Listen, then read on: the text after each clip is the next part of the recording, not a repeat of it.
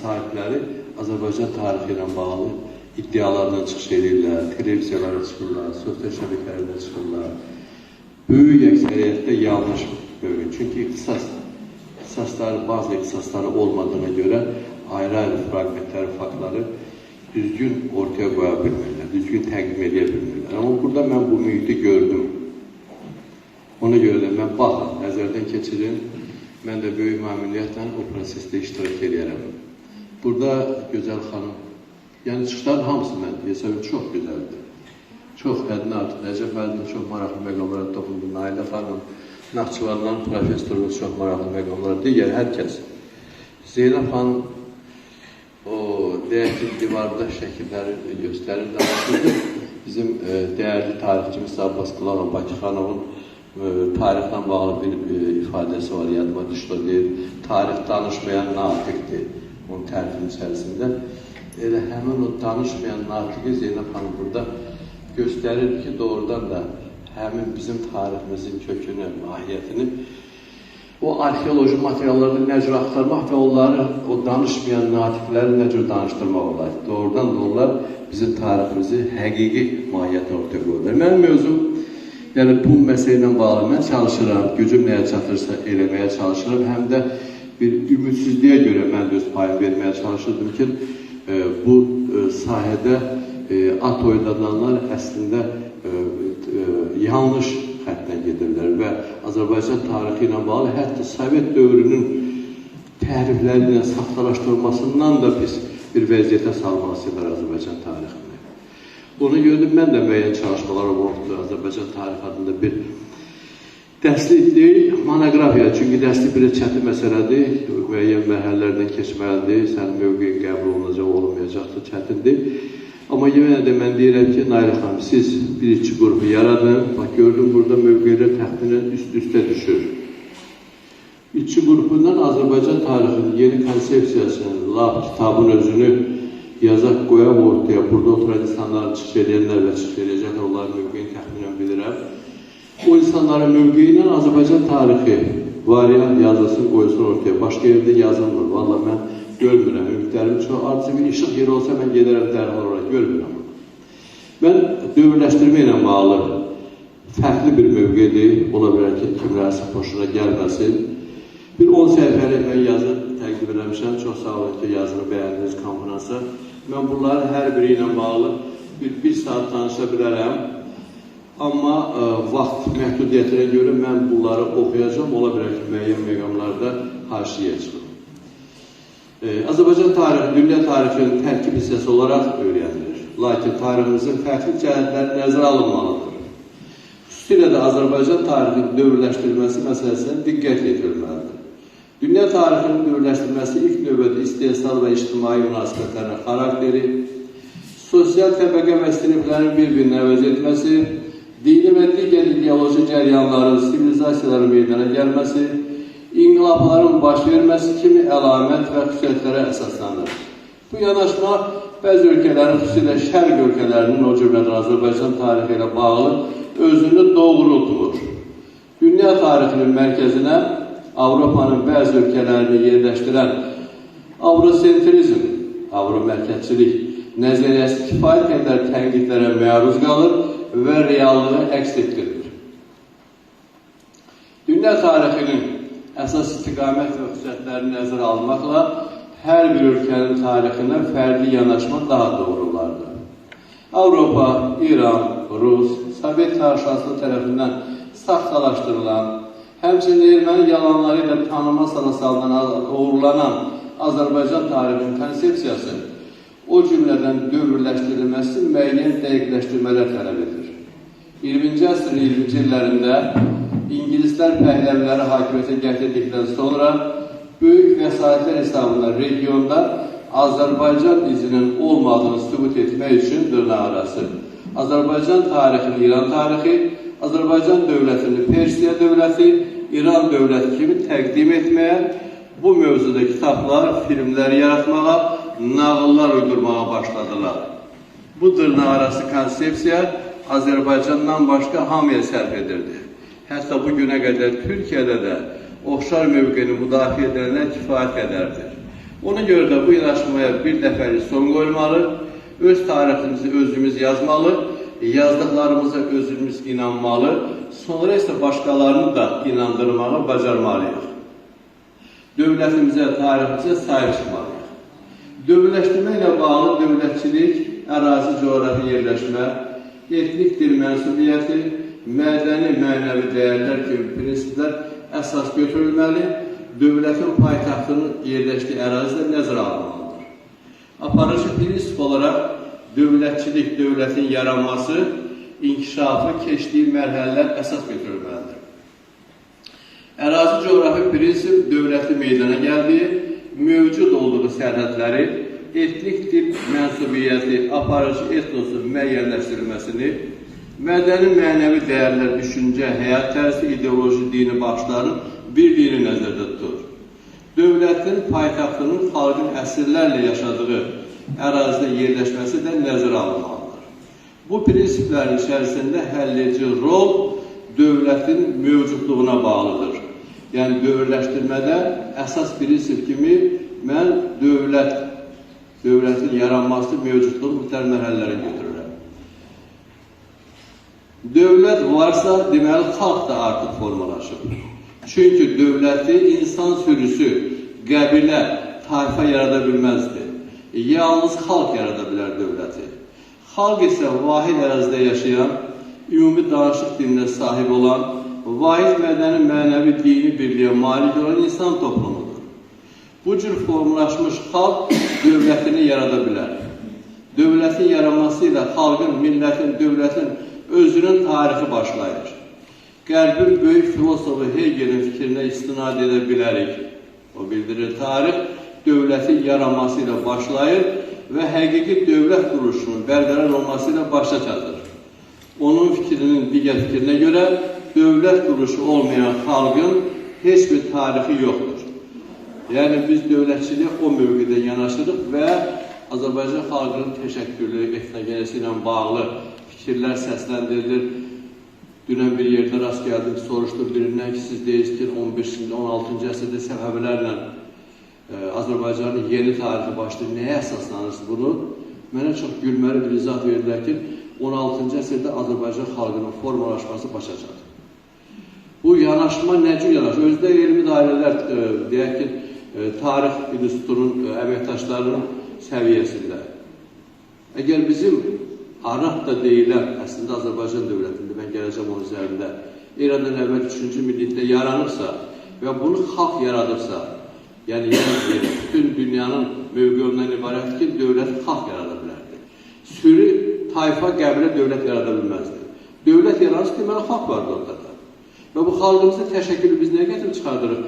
Allah bizə güzəşlik edir, deyirlər ki, 7-ci, 8-ci əsrdə yeni erada kimlərsə var idi, Türk əhalisi var idi arazide. Güzel, böyük bir güzəşlə gedirlər. Ona görə dil məsələsində, yəni ki, etnogenezlə bağlı burada müzakirə olacaqdır. Dil məsələsi həlledici məsələdir. Yəni, millətin tərifində, formalaşmasında. Amma absolutə qaldırmağa ehtiyac yox dil məsələsi. Dillə bağlı, mən çox maraqlı faktlar vardı. Ona gələndə deyəcəm də onun üçün. Bizim dilimizlə də bağlı Avropa şərqşünaslığında 19-cu əsrdə ilə fikirlər ortadadır ki, onların hamısının üstlərinə torpaq döküblər, daş döküblər, heç kəsində xəbəri yoxdur onlardan. Davam edirəm. Deyilənləri nəzərə alaraq Azərbaycan tarixini aşağıdakı dövr və mərhələlərə bölürük.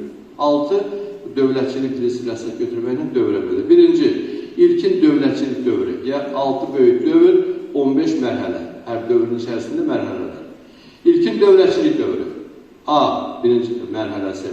Dövlətdə qədərki mərhələ və ibtidai insan münasibətlərinin formalaşması. B. Azərbaycan dövlətinin yaranması və inkişafı. Eradan əvvəl 3-cü, 2-ci minilliklər. Biz niyə kiməsə istinad eləməliyik? Bizim dövlətimiz, qonşuların Araq da dediyi dövlət, mahiyyət etibarıyla Azərbaycan dövləti eradan əvvəl 3-cü minillikdə yaranır. Dövlətimizin yaranışında Araq da dövləti kimi yox, Kuti dövləti kimi yox, Azərbaycan dövləti yarandı. İkinci dövr, klassik dövlətçilik dövrü, eradan əvvəl 1-ci minillik, yeni eranın 3-cü əsri. Azərbaycan, bax burada çıxışlarda da qeyd olundu ki, Azərbaycanın şimalında da, hələ Oratorun vaxtında Azərbaycanın şimalında da dövlətçi inanması ilə bağlı faktlar var, ortaya qoymadıq bunları. Klasik dövlətçilik dövrü. Azərbaycan dövləti manna, maday sözündə hər yerdə işlətməliyik. Hər yerdə mada sözü işlənir bu dövrlə bağlı. Hətta o böyük saxtakar birinci Daranın Bisutin yazısında da media yazmır. Yazır mən mada və Farsın hökmüdarıyam. Elədir? Nəcəf müəllim, yoxsa yox. Biz yapışmışıq hər yerindəki media. Medianı Herodot qoydu, ortaya gətirdi. Biz niyə Herodotun hər birində Quran ayəsi kimi baxmalıyıq? Deyil, Herodot deyir ki, Tomris, mən bilənlərdə yerdə çıxış edirəm, bəzilər deyirlər ki, Massagetlər bizimki deyil, Tomris bizim deyil, Amudərya çayının sahilində olurdu bu. Yəni, mən başa düşmürəm, niyə olarımızdan bu şəkildə imtina edilir? Mən filmdə gördüm bu yaxınlarda, bizim televizorları göstərdilər, Qazaxlar çəkildi, Türkiyə türklərinin iştirakı ilə təsvir edirlər ki, Amudərya çayının sahilində Kirin qoşunları ilə Tomris'in qoşunları üzrə gəldi. Niyə Amudərya çayını deyirsiniz? Açıq şəkildə Araks deyir Herodot. Millətli Hekatiyyə Araks deyir. Və Araksın şimalında deyir ki, Massagetlər yaşayır, Tomris onların rəhbəri idi. Və Herodot yazır ki, həmin çay, Araks çayı qərbdən şərqə doğru, gün doğana tərəf axırdı və onun qollarından da biri Bəxtiyar Kaspi dənizinə tökülürdü. Amudərya çayı cənubdan şimala doğru arala tərəf axır. Bu aydın deyir bunu ki, bu gün doğana tərəf axır, şərqə doğru axır. Niyə biz bundan qaçırıq? Yəni, söhbət ondan gelir ki, bu media sözündə mən deyirəm ki, tariximizin bu yeni konsepsiyasında terminlər də öz yerinə qayıtmalıdır. Hər kəsdə ola bilər vaxt çatması bir məsələdir mən istədiyim, media ilə bağlı, mada ilə bağlı. Hamımız Məhəmməd Əmin Rəsulzadənin əsrimizin Siyavuş əsərini oxumuşuq, bəlkə də bir 10-15 dəfə oxumuşuq. Əsl adı bilirsiniz, orijinalda çağımızın Siyavuşudur. Bu əsərdə bir balaca bir epizod var, mən də təsadüfən çıxdım onun üzərində. O deyir ki, Fransalı böyük şərqşünas Lenormand öz əsərində, 19-cu əsrdə yazdığı əsərində göstərir ki, media Turanlıların mediası idi. Turanlıların. Əsər də göstərir Məhəmməd Əmin Rəsulzadə. Mən onun ardınca getdim, həmin kitabı tapdım, məlum oldu ki, 1868-ci ildə Fransanın və Avropanın ən böyük şərqşünaslarından biri, bəlkə də birincisi, François Lenormand özünün qədim şərq tarixi dərslik əsərini yazdı. 1868-ci ildə bu kitab çap olunubdu Parisdə. Onun bir bölməsi belə adlanır, Ari və Turan sülalələri.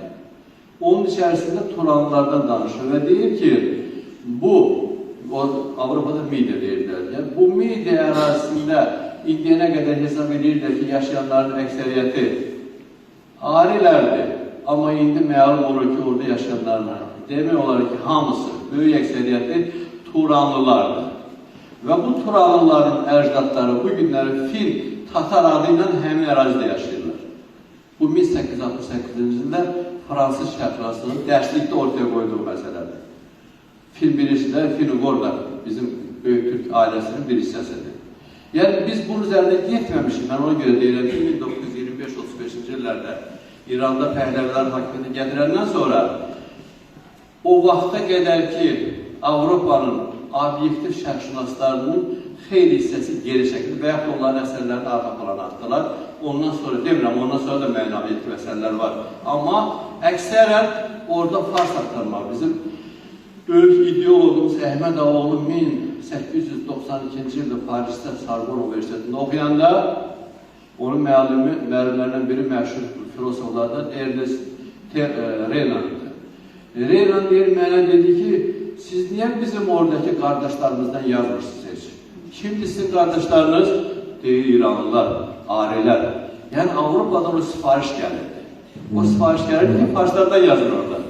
Türklərin adını çəkməyin. Davam edirik və Adər ikinci və Oğuz məsələsi ilə də bağlı mən bir məsələndə müəyyən yerlərdə çıxışım olub, onunla bağlı.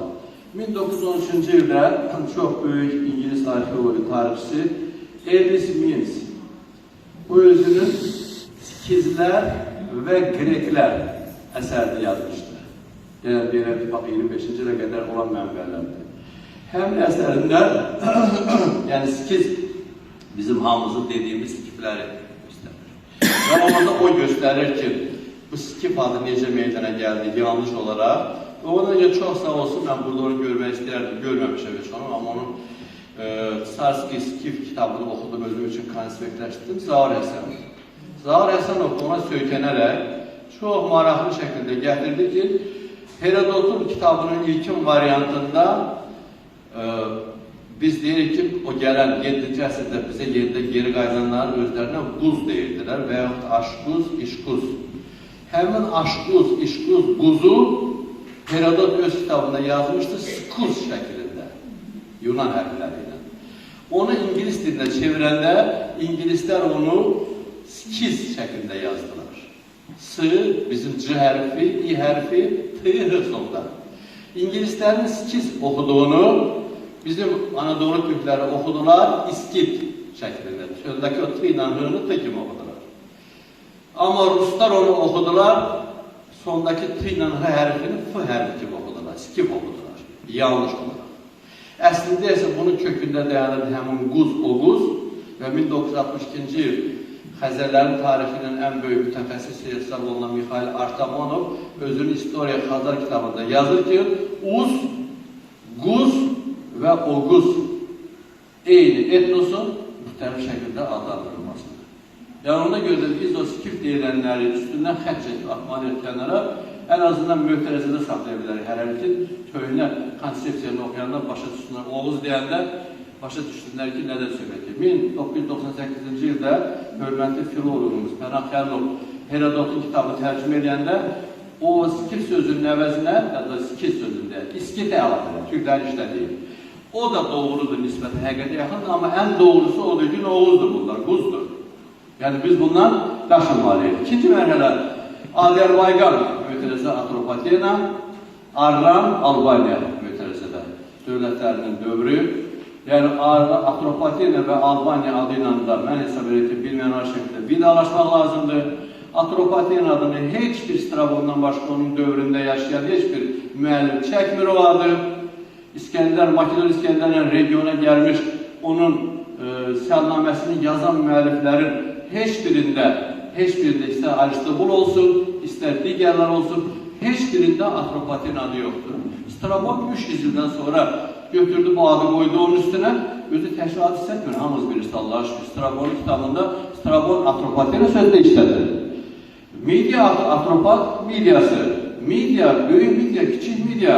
Yəni media sözündə, maday sözündə, ifadəsində, dövlətində, sülaləsində biz bilməyən şəkildə qəbul eləməliyik ki, bu Azərbaycanla eyni mahiyyət daşıyır. Azərbaycan və yaxud media, daha doğrusu maday ifadələri eyni mənanı verir. Bizə indiyənə qədər də 17-18-ci əsrdə Avropadan gəlib, Həştərxanda düşüb Şamaxıya, Dərbəndə Şamaxıya dinən səyyahların hamısı, Avropa səyyahları deyirlər ki, biz mediaya daxil olduq. Yəni bu media adı Şamaxıdan, Dərbəndən başlayanda bütün ərazimizə deyirlər. Çünki öz mənbələrinə, Herodotdan başlayan mənbələrlə söykəndirdilər. Yanına görə də biz həmin maday, media sözünün özümüzdeki kimi tam şəkildə istifadə edəməliyik. Tez deyim, bunları keçək. Üçüncü, nisbi müstəqillik və müstəqilliyin bərpa olunması dövrü. Üçüncü, 12-ci əsrlər əvvəli. Bir, Azərbaycan, Sasanlar və Ərəb xilafətində münasibətləri. Nailə xanım, siz bu mənzərədə daha çox məşğul olursunuz. Mən bizim dərsliklərdəki Azərbaycan Sasanlərin tərkibində, Azərbaycan ərəblərinin xilafətin tərkibində ifadəsini qəzəl edir. Fərqli bir yanaşma olmalıdır orada. Niyə özümüzü alçaldırıq biz kimisə tərkibində olmuşuq? Fərqli münasibət olur. Azərbaycanın cənub torpaqları Sasanlərin hakimiyyətini qəbul etdi. Amma dini mərkəz kimi, ideoloji mərkəz kimi qaldı. Və ideoloji mərkəz kimi Sasani şahlarından daha artıq hakimiyyətə malikidir Azərbaycanın həmin o dini mərkəzi. Çünki şah seçiləndən sonra gəlməliydi Azərbaycanın baş məbədinə, oradan xeyir dua alıb getməliydi. Ona görə də biz onun tərkibində şimal torpaqlarımız isə Arsaqlar hakimiyyəti uzun müddət qaldılar.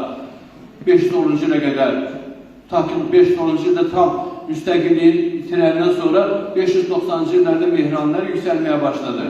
Yəni biz ona görə də onu o şəkildə qoyaq ki, Azərbaycan Sasanilərin tərkibində, Azərbaycan xilafətin tərkibində biraz yumuşatmaq lazımdır ona. Azərbaycan və Sasani münasibətləri, Azərbaycan və Ərəb xilafəti münasibətləri o şəkildə qoyaq və onun içərisində müəyyən məqamlar oxuna bilərik. Və müstəqilliyin bərpa olunması 9-cu əsrdən etibarən Azərbaycan dövlət ifadəsi işlətməli. Ermənilər, düşmənlər üstündə gəlirlər ki, Azərbaycan dövlət ifadəsi yoxdur. Bütün ərəb müəlliflərdən, Nailə xanım, sizin çevirdiyiniz ərəb müəlliflərin hamısını mən oxumuşam, sistemləşdirmişəm. Əksəriyyəti 9-11-ci əsrdəki istər sahəcələr olsun, rəvadilər, şəddadilər, hamısını Azərbaycan hökmüdarı deyir. Deyir ki, Azərbaycandan şimala doğru olan Xəzəran hakimlərin hamısı Azərbaycan hökmüdarlarına, dövlət yoxsa hökmüdar ola bilər deyir, Azərbaycan hökmüdarlarına vergi verirdilər.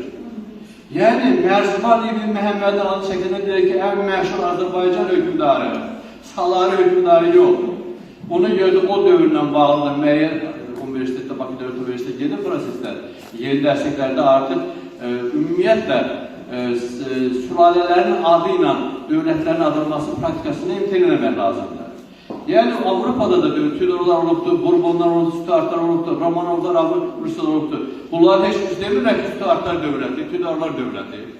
Yəni, söhbət ondan gedirkən, biz niyə öz dövlətimizi bu şəkildə, özdə onu bir qələbə kimi təqdim edir ki, güya 50 ildən bir biz yeni dövlət yaradırıq. Sahəcələr dövlət, o gəldi sağlardır. Sağlarlar getdik, 50 ildən bir dövlət yaratmaq olar. Bir Azərbaycan dövləti götürülməlidir. Ümumiyyətlə, tam Araqdadan başlayaraq, sülalələrin adı ilə dövlətlərin adlandırılmasına son qoymalar. Kimi xoşuna gəlir özü bilər. Şumerlərdə birinci nəsil, ikinci nəsil, birinci sülalə, ikinci sülalə, orta sülalə. Özləri elə deyirdi onlar. Heç başa düşmürlər ki, sülalə nə deməkdir.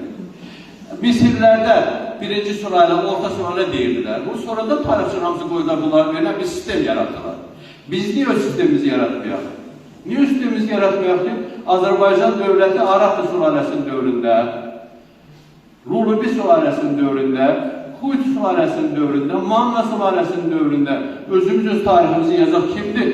İngilislər çox maraqlanırlar, onların yazdığını Azərbaycan nədən reaksiya verəcək öz tarixlərinə bağlı. Biz deyirlər ki, dünya nə deyəcəkdir? Dünya qəbul edəcək, biz özümüz qəbul edəcək, dünya da qəbul edəcək buna.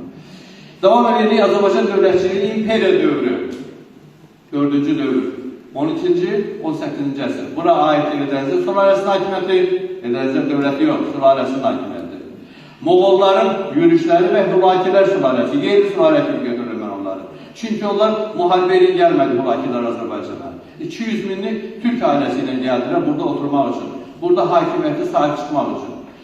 Qaraqoyunlu və Ağqoyunlu sülalələri. Harada görmüşsünüz, hansı Məhəmmədə görmüşsünüz ki, Qaraqoyunlu dövlət desinlər. Ərəb müəllimləri, kim deyib o? Və bizim Həsən bəy Rumlu, Baxır İskəndər bəy Münşi, Əbu Bəkir Tihrani, hansı deyirlər ki, Qaraqoyunlu dövlət, Ağqoyunlu dövlət? Heç birində ifadə yoxdur. Hansı deyirlər ki, Qaraqoyunlu sülaləsi, Cəlalilər sülaləsini əvəz elədi, Qaraqoyunlu sülaləsi gəldi hakimiyyətə. Belə yazırlar müəllimlərimiz. Qaraqoyunlu sülaləsi hakimiyyətdən getdi, Ağqoyunlu sülaləsi gəldi. Bütün mənbələrdə bu şəkildə. Biz özümüz götürmüşük ki, Qaraqoyunlu dövləti, Ağqoyunlu dövləti. Son vaxtlarda bir dəm başlayır, kimsə özünü izafi, aşırı millətçi hesab edir. Qaraqoyunlu əvəzinə Baharlı yazırlar. Baharlı bir tərəf tayfa oldu orada. Qaraqoyunlu bütün mənbələr əsaslanmaq lazımdır, qardaşlar. Mənbədə yazır ki, Qaraqoyunlu sülaləsidir. Baharlı sülaləsi deyildi. Bayandarlar sülaləsi deyildi, Qaraqoyunlu sülaləsidir. Yəni ona görə də sülalə şəklində qoyulur. Səfəvi və Əfşarlar bu imperiya dövrünü, özümüzün imperiyamızı niyə başqalarını aşağı tutmalıyıq? 5-ci, siyasi pərakəndəlik dövrü, 18-ci əsrin ikinci yarısı, 20-ci əsrin əvvəli. Burada Azərbaycan xanlıqları nəzərdə tutulur, siyasi pərakəndəlik dövrü və ikinci B, Azərbaycanın bölünməsi, Rusiya işğalı və işğala qarşı mübarizə. Bu dövr siyasi pərakəndəlik dövrünə aiddir. Bu adlandırırıq biz və Azərbaycanın bölünməsi ifadəsi siz diqqətinizə çatdırırıq. Niyə özümüzü təhqir edirik ki, Azərbaycanın bölüşdürülməsi? Kimidir bizi bölüşdürər? Biz yiyəsiz, sahibsiz edilmiyoruz. Bir dəfə Təbrizdə Süleyman konferans geçirdi, deputat durdu ayağa dedi ki, darıxmayın dedi, arazı o tayda bizimdir, birləşdirəcək gözümədir. Dedim, mən tarixçiyəm. O torpaqlar Rusiyanın işğalının altına keçəndə sizin deyil, siz onu Rus'a verəsiniz. O bizim öz torpağımızdır və bizim orada balaca dövlətlərimiz, 12 dənə xanlığımız vardı orada. O xanlıqlar qanı ilə, canı ilə Rusya qarşı vuruşdular. Sonunda məğlub oldular və məğlubiyyətin nəticəsində Rusiyanın işğalı tanımalı oldular. Mahiyyət budur, sənin deyildik sən verəsən ora. Yəni, ümumiyyətlə, bax, bu məsələ ilə bağlı da yerədə mən deyirəm ki, Rusiya-İran müharibəsi bir ifadəsi içərisində. Yanlış bir ifadədir. Müharibə hansı ərazidə gedirdi? 1803-cü ilin mart ayında Carbalakənə girdi Rusların qoşunları. Carbalakənə girdi də, İrana girmədi ki, deyək ki, İran adıdır, hələ şübhəlidir, onu da qeyd edirəm mən burada. Carbalakəndə döyüşlər oldu. Ondan sonra noyabr ayında gəldi, Gəncə yaxınlığında döyüş oldu Ruslarlarımız. Gəncəni işğal elədilər. Qacarlar, İran, bizim dost sülalə idi. Vuruşmadı ki, Gəncə uğrunda Cavad xan vuruşdu, Azərbaycan xanı vuruşdu. Ruslarla müqavilət təslim oldu, təslim verdi. Qarabağ xanlığı, İbrahim Xəlli xan bunların qabağında sənədi imzaladı, tabi oldu. Səlim xan Şəkil tabi oldu. Mustafa xan Şirvan xanı tabi oldu. Bakı xanı tabi oldu, Quba xanı tabi oldu. Naxçıvan xanı axıra qədər döyüşdü, Məhəmməd Əmin xan döyüşdü və qalan həsarları təqdim edən məcbur qardı. İrəvan xanı Mirhəsən xan axıra qədər vuruşdu və qalan həsarlarını döyüşlə girdilər, döyüş əsir götürmüş, sonra geri qaytardılar Mirhəsən xanı. Yəni, söhbət ondan gedir ki, biz döyüşürdük, bu Azərbaycan-Rusiya müharibəsi idi. Sadəcə olaraq Qacarlar da öz maraqlarını birinci növbədə müdafiə eləmək üçün, eyni zamanda bizə kömək eləmək üçün bizim müharibəmizə qoşulmuşdular. Məsələn, mahiyyəti bundan ibarətdir. Və Gürcistan müqaviləsində də Fars variantından baxmışam, Rus variantına da. Rus variantına göstərilir ki, bu müqavilədə Qacarlar Rusiyanın bu əraziləri tutduğunu tanıyır. Priznayır, qəbul edir. Tanıyır. Demir ki, verdik bunu biz Ruslara. Fars variantına tərcüməsində isə göstərir ki, bu deməli Qacarlar həmin ərazilərin Rusiya ərazisi olduğunu bilir. Bu şəkildədir. Ona görə də bu söhbətlərin kökünə yerlə mən deyirəm ki, mübahisəli məqamlar var, razılaşmayan məqamlar var. O məqamların üzərində oturaq fikirləşək, Azərbaycan tarixini qoyaq da ortaya, hələ bir yanına başını hərliyib yazırsa olmaz. Və Nailə xanım, siz tam şəkildə bu işə rəhbəri edə bilərsiniz. Sonuncu, müasir dövlətçilik dövrü, Azərbaycan Xalq Cumhuriyyəti 1920-ci bir mərhələsi, ikinci mərhələ Azərbaycan və Sovet İmperiyası. Son dövrlərə qədər mən baxırla müəyyən bizim universitetlərdə dərs deyirlər Azərbaycan tarixi proqramında, proqramın bir bölməsində yazırlar ki, Azərbaycanda sosializm quruculuğun həyata keçirilməsi. Deyirəm, qardaş, nədir? Sosializm quruculuğundan hələ danışırsınız, Günəsər Ağay Çəmirəviz proqramı. Deyir, mən nə qoyaq bundan da? Deyirəm, Azərbaycanın prezidenti də bunu deyir, tarixçilərimiz də bunu deyirlər ki, bu Sovet işğalı dövrüydü. Sovet İmperiyası dövrüydü. Yazın burada Azərbaycan və Sovet İmperiyası. Onun içərisində də digər məsələləri göstərir. Represiyanın içərisində gedir, 2-ci Dünya müharibəsi iştirakımız orada gedir. Müharibədən sonraki vəziyyət də gedir, cənubda gedən, şimalda gedən proseslər, hamısı bunların içərisində və sonuncu mərhələ Azərbaycan dövlət bərpolması və möhkəmləndirilməsi. Deməli, mən müəyyən məqamları sizin diqqətinizə çatdırdım. Yəni, yenə deyirəm ki, istəyirdim ki, oxuyan burada yazdıqlarının hamısını çatdıram. Amma indi kitab şəklində deyildir, çap olunacaqdır. Çox gözəl. Mən burada yazdıqlarımın bir hissəsini demək istədim və bir məsələdə burada üzrə vurulamaq istəyirəm ki, bizi divara deyirlər ki, Azərbaycan sözü nə vaxt işlədir? Azərbaycanın sözü nə vaxt işlədir? Mən burada statlar gətirmişəm buradakı, qərbdən ta ki, Fransa ilə bağlı, İngiltərə ilə bağlı, onların aparıcı alimləri, tanınmış alimlər, həmən dediyimiz o Renan, Ernest Renan deyirəm, fikrini icazə versəyiz, mən onu da oxuyardım sizdən, yekunlaşdırardıq. Və Allah açıq şəkildə deyirlər ki, bu Avropanın aparıcı ölkəsi ta ki İngiltərədir, ta ki Fransadır, ta ki İngiltərədir. Bunların hər biri ilə bağlı özlərinin dediklərini oxuyuram mən. Ernest Renan 1882-ci ildə Sorbonne Universitetində oxuduğu Millət Nədir adlı məruzəsində qeyd edirdi. Heç bir fransız bilmir ki, o Burgunddur, Alandır, ya Veskotdur. Fransada özünü fransız mənşəlidir, yəni Fransanın mənşəlidir, sübut edə biləcək heç 10 familiya yoxdur. 19-cu əsrdə. Sonra müasir İngiliz tədqiqatçısı Michael Billig və Billig'dən yazılan bir çox müəlliflərin fikirlərini ümumiləşdirərək belə bir müqayisə gətirir ki, bütün orta əsrlər boyunca indiki Fransa və ya İngiltərə adları ilə tanınan ərazilərdə yaşayan çox saylı insanların özlərini Fransız və yaxud İngiliz hesab etmirdilər. Ərazi, ölkə, millətin və anlayışından ötürü yoxdur. Sonra digər müasir siyasi elmlər içərisində Kalevi Holtz siyasi elmlər doktorudur. Yazır, 1989-cu il Fransa inqilabından çox sonralar bu ölkədə yaşayan əhalinin mütləq çoxluğu Fransız, yəni Fransalı olduqlarını bilmirdilər, dərk etmirdilər. 19-cu əsrdə.